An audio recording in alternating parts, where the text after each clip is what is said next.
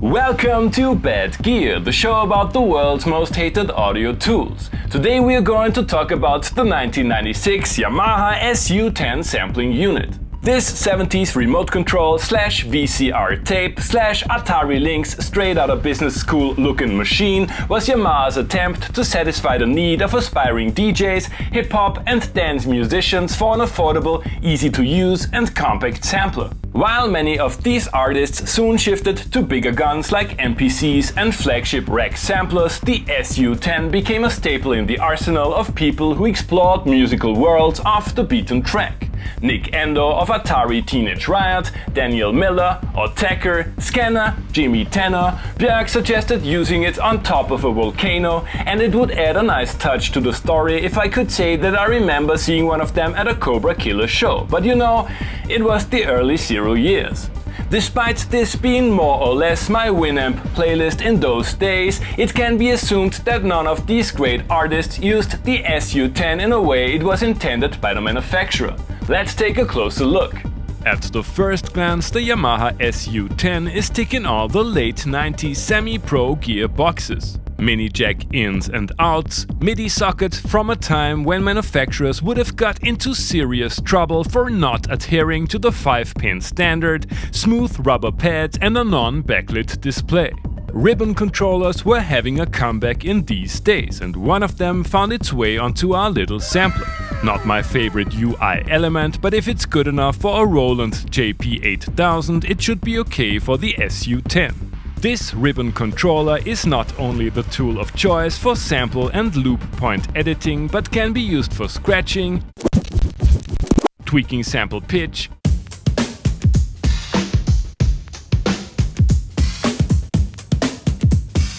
and the built-in resonant filter.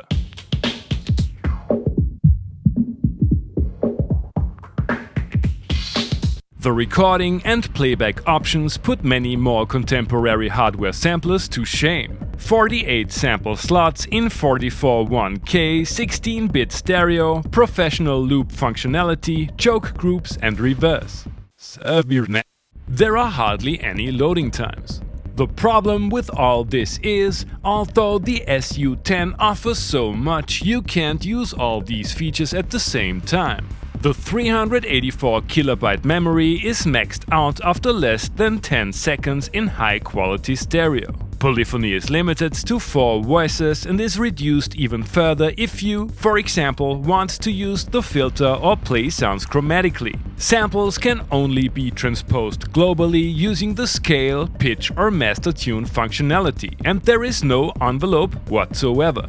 In order to unleash the SU10's full potential, you will have to bite the bullet and use one of the LoFi recording modes, of which the unit has 3: standard, long and extra long.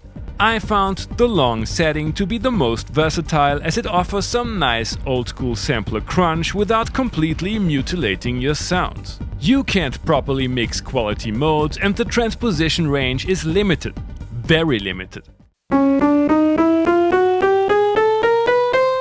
I didn't find a way to set tempo and time signature in song mode. However, the sampler tells you the BPM of a sound when setting up loop points. Cool. The SU10 is easy to operate, MIDI implementation is okay, and in spite of all the limitations, the whole concept is very well thought out. Used prices are still acceptable, but chances are that some obscure Middle European YouTube synth hipster will eventually spoil it for everyone else. The Yamaha SU10 is a straightforward and compact sampling unit. How can anyone dislike so much utility in such a small package? You have already heard the SU10 in our little intro tune. It was too long to fit onto the machine in stereo and high quality, so I opted for the standard setting. Not bad. Let's take another listen and switch between the 4 quality modes.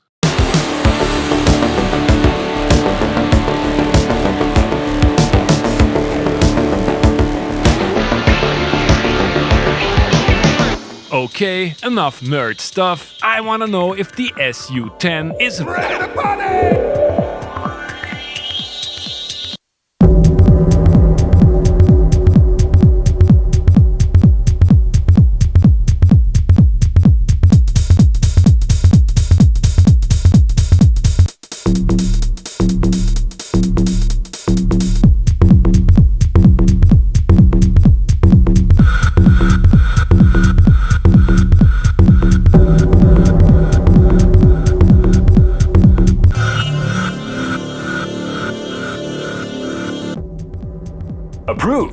The added distortion and the change in frequency response fits the genre nicely. It is true that the machine is very limited, but in this case limitations breed creativity indeed. Let's use the SU10 as a drum sampler and non-real-time bit crusher in this modern take on a Y2K electronica setup.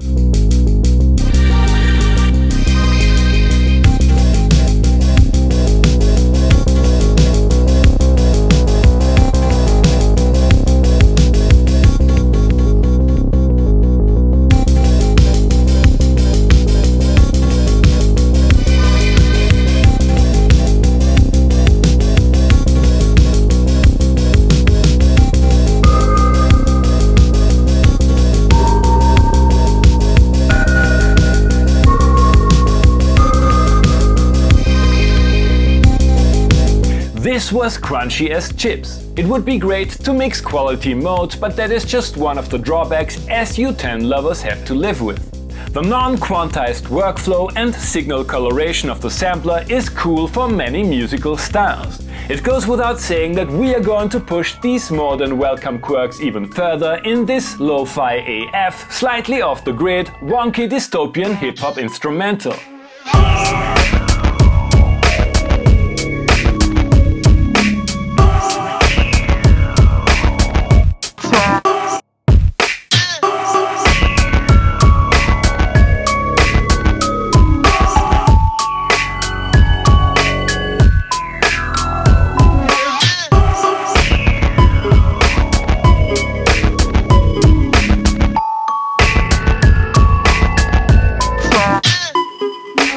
Verdict. The Yamaha SU10 was the introduction to the world of sampling for many people. Prices were low and the form factor was less intimidating than that of big and heavy rack units. That being said, I can understand the frustration of people who wanted to use this cute little machine as a substitute for a real sampling workhorse. A possible explanation for the animosity against it.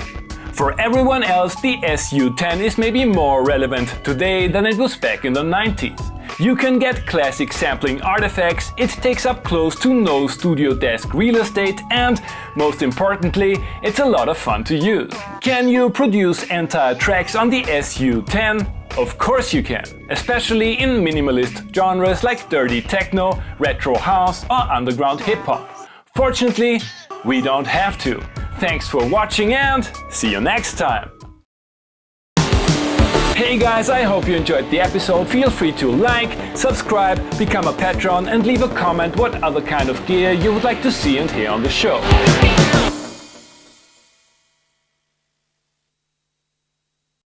Thanks to all my patrons for supporting the channel and welcome to the monthly vocoder shoutouts. We're going to start with tier 4, thanks for watching, see you next time, and the vocoder of my choice today is the Roland VT3 voice transformer.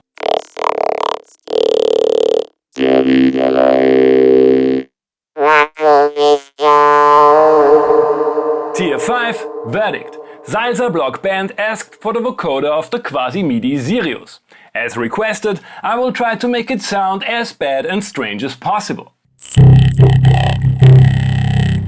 And of course, Tier 6, ticking all the boxes. Florian Oberhauser of Studio Deep Space 199 went with the Korg Microkorg. Always a solid choice. Florian Oberhauser, Studio Deep Space 199.